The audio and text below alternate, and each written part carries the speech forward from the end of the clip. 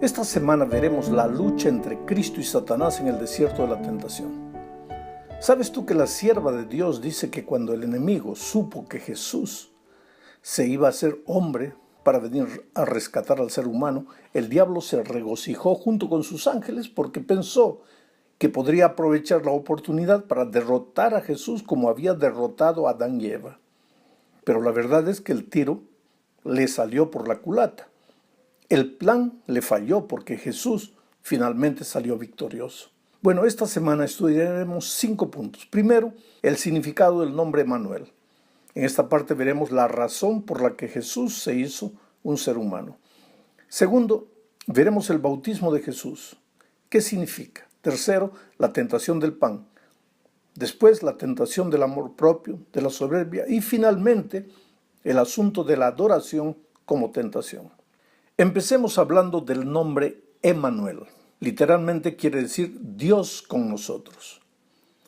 ¿Sabes? El propósito de la encarnación fue el rescate del ser humano. Era como si la raza humana hubiera sido secuestrada y encerrada en este mundo de miseria y de muerte. El Señor Jesús se ofreció voluntariamente a tomar la forma humana y venir a este mundo a libertar al hombre de las garras del enemigo. Y el riesgo era alto, porque Jesús tendría que dejar el cielo, tomar la forma humana para siempre y correr el riesgo de fallar como había fallado Adán y Eva. Pero era la única forma de salvarnos. En esta acción maravillosa de rescate había 4 propósitos. En otras palabras, 4 propósitos de por qué Jesús se encarnó, se hizo hombre. El primer propósito, el Señor tenía que recuperar el dominio del planeta que Adán y Eva le habían entregado voluntariamente al enemigo. Observa lo que dice Pablo en Romanos 5, 12 y 15. Por tanto, como el pecado entró en el mundo por un solo hombre, y por medio del pecado entró la muerte, así la muerte pasó a todos los hombres, por cuanto todos pecaron. Pero el pecado de Adán no puede compararse con el don de Dios. Pues si por el pecado de un solo hombre muchos murieron, la gracia y el don que Dios nos dio por medio de un solo hombre, Jesucristo, abundaron para el bien de muchos. Esto es lo que Pablo dice. En otras palabras, al introducir la muerte al mundo, el diablo pensó que había vencido. Sufrimiento, dolor, enfermedad, todo eso era un desdoblamiento de la muerte. Era la muerte lenta y paulatina devorando al ser humano. Pero al venir Jesús a este mundo, vino la propia vida, porque Jesús dijo, yo soy la vida.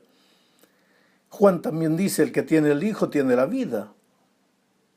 Y si Jesús vino aquí a este mundo a derrotar a la muerte, pues la muerte hoy está vencida. Me refiero a la muerte eterna, espiritual. Todo aquel que en Él cree tiene vida eterna. Una pequeña prueba de su dominio sobre la muerte fueron los milagros de sanidad que Jesús operó. Jesús recuperó el dominio perdido por Adán. Los propios demonios reconocieron eso al preguntar, ¿por qué nos atormentas? Jesús también recuperó el dominio sobre la naturaleza y lo probó, lo mostró su poder al decir a los vientos y a la tormenta que se calmaran, y la naturaleza le obedeció. Por lo tanto, el primer propósito de su venida a este mundo fue cumplido, que es recuperar el dominio que Adán y Eva le habían entregado al diablo.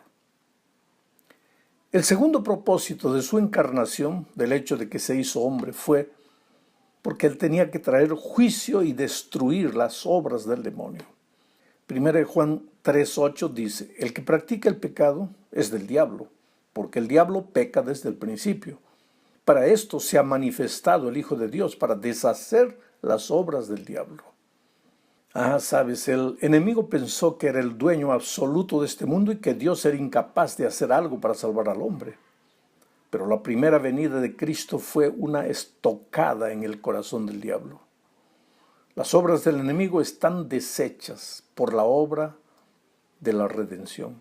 En la cruz del Calvario Jesucristo lo derrotó al enemigo definitivamente. Hoy nosotros luchamos contra un enemigo derrotado. El enemigo sabe que le resta poco tiempo. Tal vez te preguntes, ¿y por qué todavía vemos sufrimiento, dolor, si el enemigo está vencido y sus obras ya están destruidas? Es que la historia tiene un curso. Todo es un proceso que tendrá un fin definitivo cuando Cristo regrese. Ahí el pecado no se levantará por segunda vez. Pero hoy el enemigo está derrotado y Cristo se hizo hombre para traer juicio y decretar la derrota del enemigo.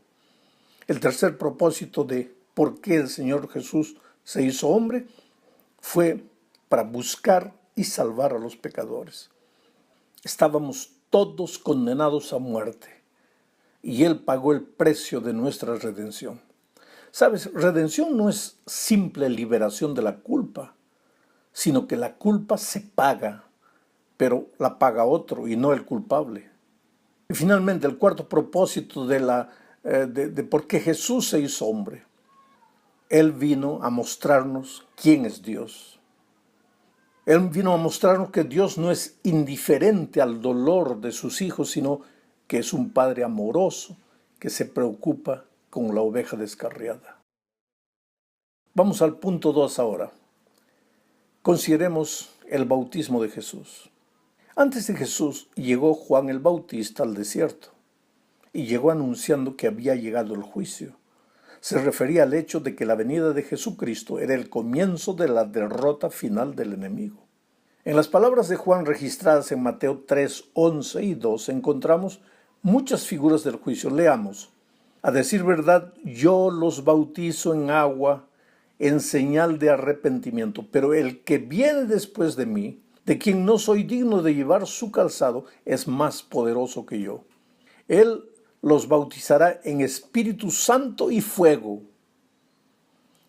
Ya tiene el bieldo en la mano, de modo que limpiará su era, recogerá su trigo en el granero y quemará la paja en un fuego que nunca se apagará.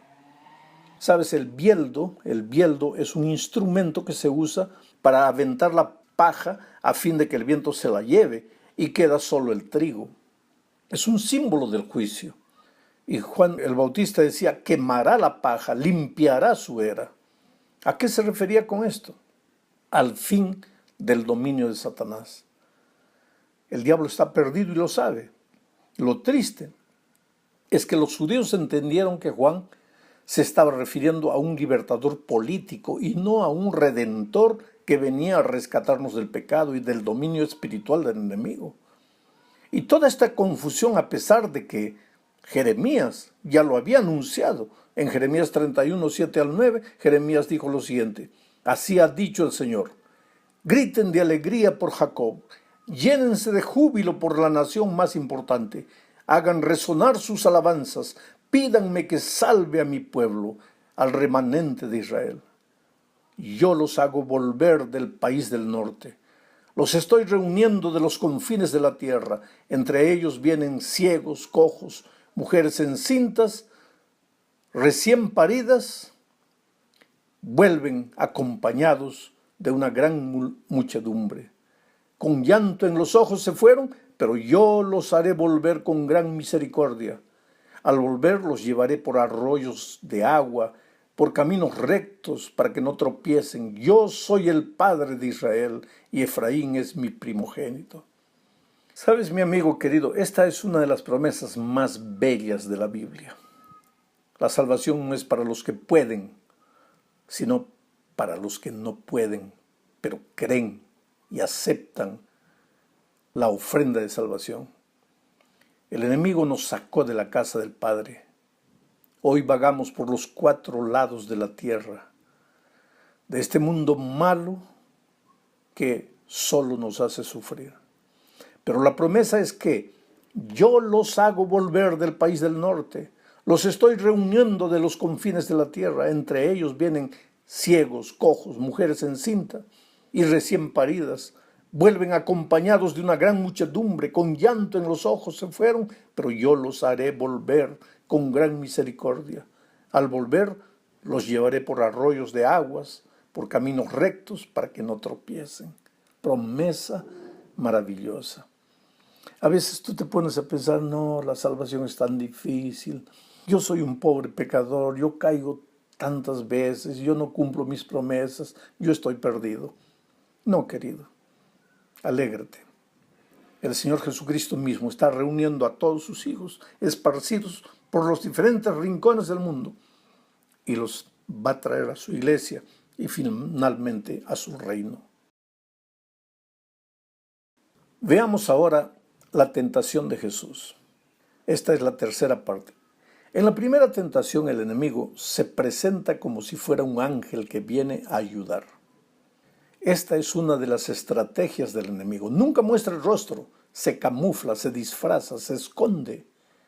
Allí está Jesús, un Dios hombre, un ser humano completo, pleno, gestado en la incomprensión de su propia gente, bañado en las lágrimas de la humillación, forjado en el desierto de las inclemencias. Allí está Jesús rechazado, perseguido. Ha nacido para morir y se dirige a la muerte, a conquistar la vida que los hombres han perdido. Misterios del amor. Sabes, los hombres corrimos en pos de la vida y hallamos la muerte. Ahora viene el Señor de la vida para aceptar la muerte y devolvernos la vida. Pero parece que los hombres lo ignoramos. Por eso lo dejamos solo en el desierto. Míralo allá, rodeado de alimañas y de sombras para enfrentar al comandante de las sombras. Y el enemigo aparece. La seducción, la mentira y el engaño son sus armas predilectas. Míralos allá, cierra los ojos, imagina. Míralos allá en el desierto, frente a frente, la vida y la muerte. ¿Sabes que los habitantes de otras galaxias contemplan la batalla de los siglos? Llegó el momento crucial. La noche desfallece asfixiada en los brazos del día. Hay un silencio sepulcral en el desierto, todo es quietud. Apenas el sol deja ver sus tenues rayos de luz a lo lejos. La brisa se detiene. Se detienen también las nubes que cubren el desierto. El escenario del desierto de la tentación es desolador. La vida parece escaparse. Unas pocas aves del desierto suspenden su vuelo matutino. Los insectos sacan las cabezas de la arena para observar la gran batalla. El sol camina lento, cansado. Los seres de otros mundos observan curiosos. Los ángeles del mal están nerviosos, empiezan a dudar de su líder, presienten que será imposible derrotar a Jesús. Entonces se rompe el silencio y el diablo empieza. No hay tanques ni cañones, ni bombas, ni fusiles. Es una guerra de ideas. Jesús usa la lógica y la razón, pero el enemigo trata de raciocinar la palabra de Dios. Argumenta, deforma la realidad, la hace atrayente y seductora. Jesús no cae. Carga su humanidad, pero no cede. Enfrenta sus luchas, pero no claudica. El rescate de los hombres está en sus manos. Vino a pagar el precio y necesita reconquistar la vida que ellos perdieron. Jesús es la propia vida, pero al asumir la naturaleza humana se colocó en el lugar del hombre caído para vencer donde Adán había fracasado. Gracias a Dios, en esta primera tentación del pan el diablo es derrotado. El pan no será tentación porque el verdadero pan de vida está allá. No solo de pan vivirá el hombre, dice Jesús, y el diablo entonces retrocede, pero no huye.